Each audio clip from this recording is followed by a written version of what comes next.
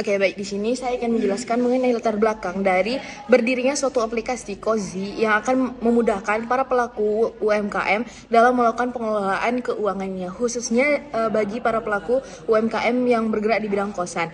Nah, seperti kita ketahui bahwasannya di era digital saat ini, itu pengelolaan keuangan yang efektif menjadi salah satu faktor penting dalam keberhasilan suatu usaha. Namun, faktanya di lapangan itu masih banyak para pelaku UMKM itu mengalami kendala atau mengalami kendala terkait pengelolaan, pencatatan keuangan, dan juga pemantauan transaksi keuangan secara teratur. Nah, dan akibatnya dari kendala-kendala ini, informasi yang dibutuhkan dari para pelaku UMKM ini kerap kali tidak tersedia secara akurat dan bahkan tidak tepat waktu untuk mendukung pengambilan keputusan terkait usaha tersebut.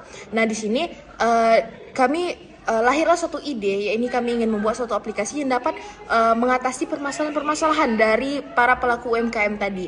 Nah, di sini lahirlah Cozy yang merupakan salah satu usaha penyewaan tempat tinggal yang memiliki aktivitas keuangan yang beragam dan berlangsung secara rutin nantinya. Dan di sini Cozy ini mulai dari penerimaan pendapatan sewa hingga berbagai pengeluaran operasional seperti listrik, kebutuhan air, bahkan kebutuhan wifi, dan nantinya transaksi-transaksi tersebut dapat diakumulasi atau direkap melalui aplikasi ini dan hal ini akan memudahkan atau membantu para pelaku UMKM tadi dalam proses pengelolaan keuangan secara rutin, dan ini akan memudahkan keuangannya tadi menjadi lebih terstruktur, efisien, dan mudah dipahami. Nah, berdasarkan kondisi tersebut, kami mengembangkan aplikasi pengelolaan keuangan Cozy sebagai solusi untuk membantu pencatatan transaksi, pemantauan arus kas, serta penyajian informasi keuangan secara lebih cepat dan akurat. Nah, tentunya melalui aplikasi ini diharapkan proses pengelolaan keuangan dapat dilakukan dengan lebih optimal sehingga mendukung keberlanjutan dan perkembangan usaha di masa yang akan datang nantinya. Oke, baiklah, kita akan masuk kepada proses bisnis dari Cozy ini sendiri. Untuk dari tahapan pertamanya itu melalui dari tahap pendataan dan juga alokasi kamar. Nah, jadi ketika ada para penyewa yang datang, itu nantinya mereka akan menghampiri dari si pemilik kosnya. Nah, kemudian si pemilik kos ini nantinya akan mengakses yang namanya Cozy di bagian manajemen dari bagian pemilik. Nah, jadi ketika dari bagian pemilik, si ibu kosnya ini nantinya akan mengakses menu manajemen penyewa yang dimana itu diharuskan atau dilakukan untuk meregistrasi dari si penyewa ini. Jadi dari si pemilik ini nanti akan meregistrasi dari nama, NIK, dan nomor HP, dan juga jenis kelamin dari si penyewa. Nah, nantinya ketika data-data tersebut sudah dimasukkan, nanti dari si pemilik ini akan membuat username dan juga password. Ya, nantinya username dan password ini akan diberikan kepada penyewa, dan penyewa nantinya akan menggunakan username dan juga password itu untuk login dari aplikasi Cozy ini di bagian menu penyewa. Nah, kemudian juga dari data-data kamar itu juga ditentukan oleh si pemilik. Nanti segala halnya itu dari bagian penyewa akan dimanajemenkan oleh si pemilik. Mulai dari tipe kamar apa yang akan dipilih oleh si penyewa, apakah dia memilih tipe standar, VIP, atau yang ada AC-nya dan lainnya. Nanti di situ akan ditentukan juga harga sewanya. Jadi di bagian penyewa nantinya akan dijelaskan pada proses bisnis berikutnya. Namun pada proses bisnis yang pertama itu jelas lebih berfokus kepada pendataan identitas penyewa oleh pemilik. Oke, baik. Selanjutnya tahapan proses bisnis yang kedua, yaitu tahapan pembuatan tagihan dan akses kepada penyewa. Nah, setelah penyewa dialokasikan ke nomor kamar tertentu, sistem dari Cozy secara otomatis mengenerate tagihan atau invoice secara otomatis dan berdasarkan harga yang telah disepakati di awal. Kemudian, penyewa dapat mengakses sistem melalui login penyewa dan bisa memasukkan username dan password yang telah didaftarkan oleh owner. Tahapan selanjutnya yaitu tahapan pembayaran dan verifikasi.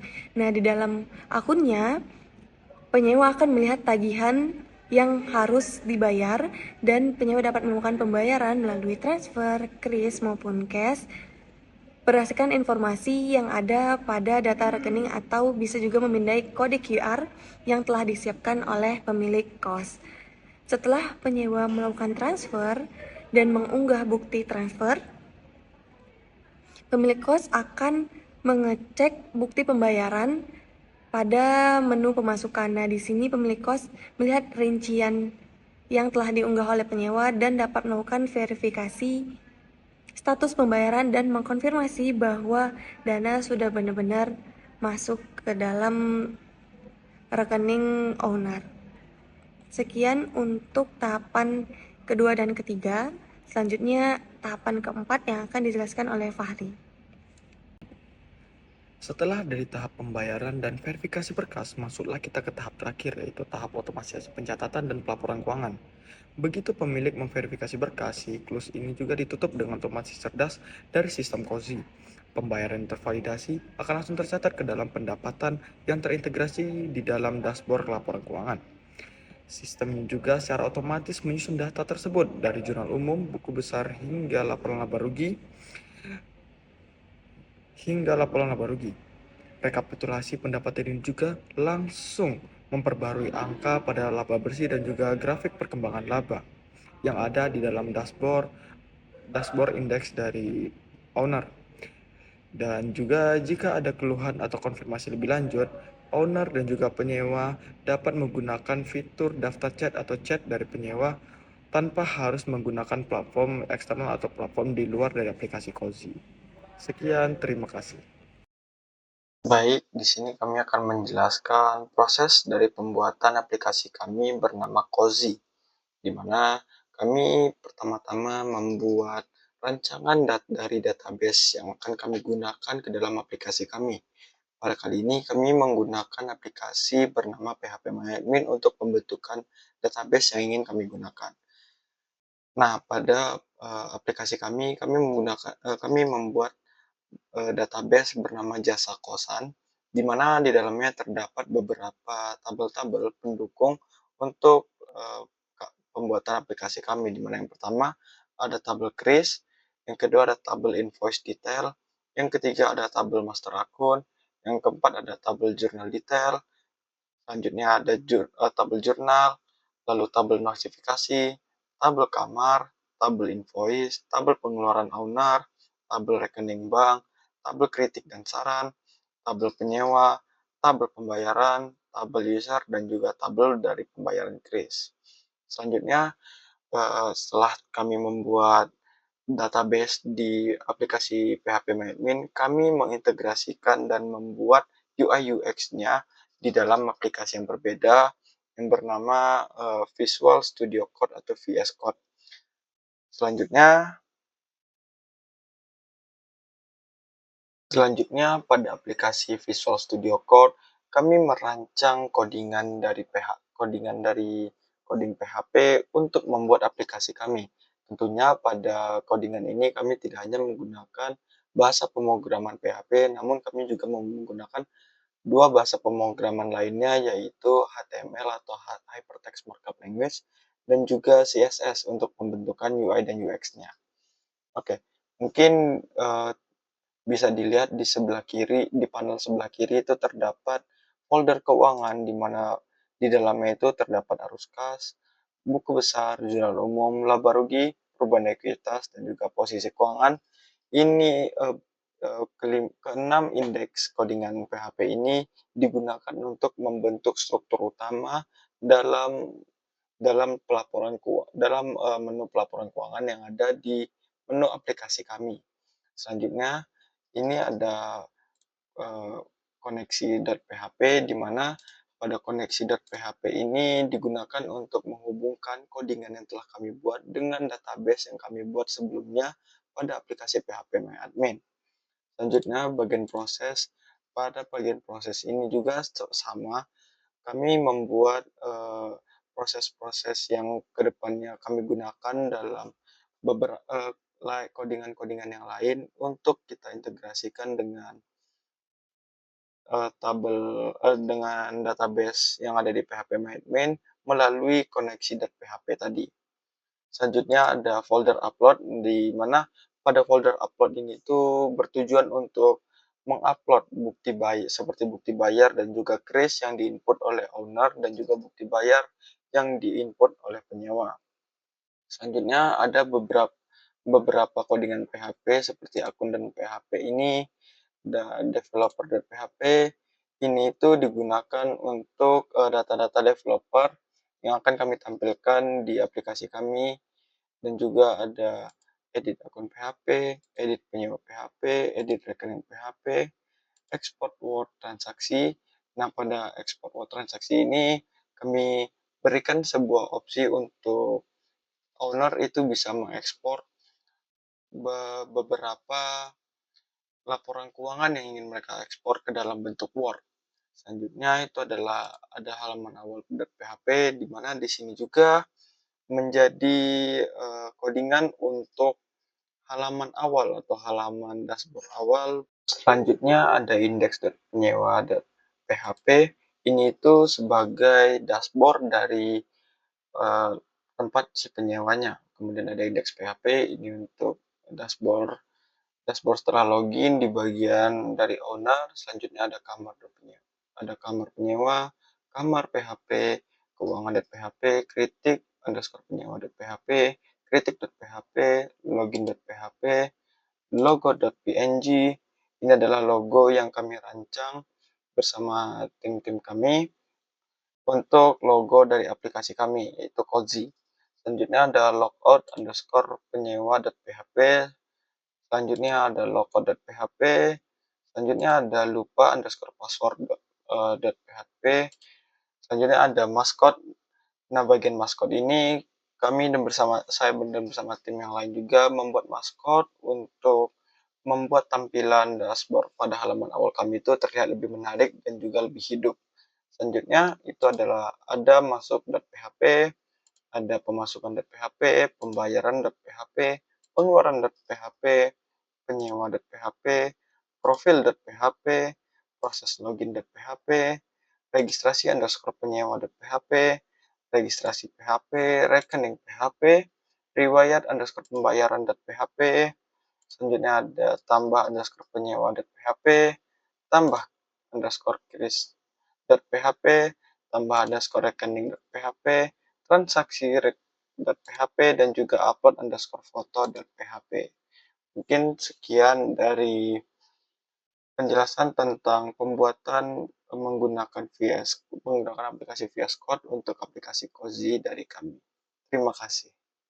Baik, ini adalah tampilan dari dashboard Cozy yang dimana di sini ada untuk login owner dan juga login penyewa. Nah, dimulai dari login owner terlebih dahulu. Kita klik masuk, lalu mengisi username dan password. Jika belum ada, maka registrasi dulu. Jika sudah ada, bisa langsung masukkan username dan passwordnya. Kita isi username-nya dan password yang sudah didaftarkan. Login sekarang. Nah, beginilah tampilan untuk dashboard dari si login owner. Nah, di sini terdapat fitur utama, yaitu fitur penyewa, fitur kamar, pemasukan, pengeluaran, laporan, rekening, kritik, dan juga profile. Dan di sini juga ada dari ringkasan keuangan dan juga grafik perkembangan dari labanya. Nah, kita masuk ke dalam laporan keuangan. Nah, pada laporan keuangan, di sini terdapat jurnal umum, buku besar, laba rugi, ekuitas, dan juga neraca dan arus kas. Nah, untuk laporan keuangan sendiri, ini pendapatannya langsung terintegrasi dengan pendapatan dari pembayaran kos yang akan dibuka pada tampilan login penyewa. Selanjutnya kita masuk ke tampilan login si penyewa.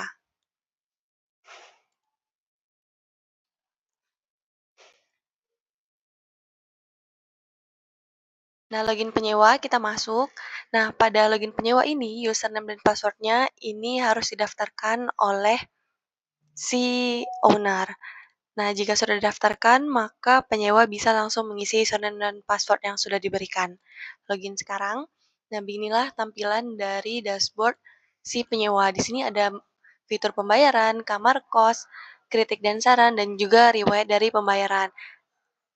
Dari sini juga ada ringkasan dari penyewa, apakah penyewanya aktif, nama kosnya, dan juga periode dalam penyewaan kosnya.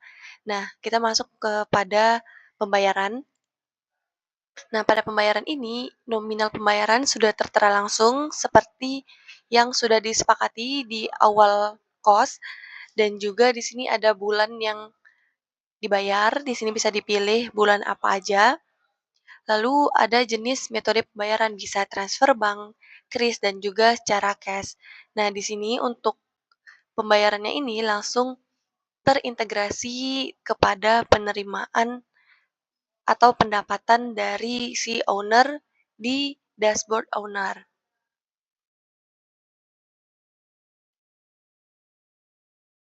Kita contohkan, bayar sekarang.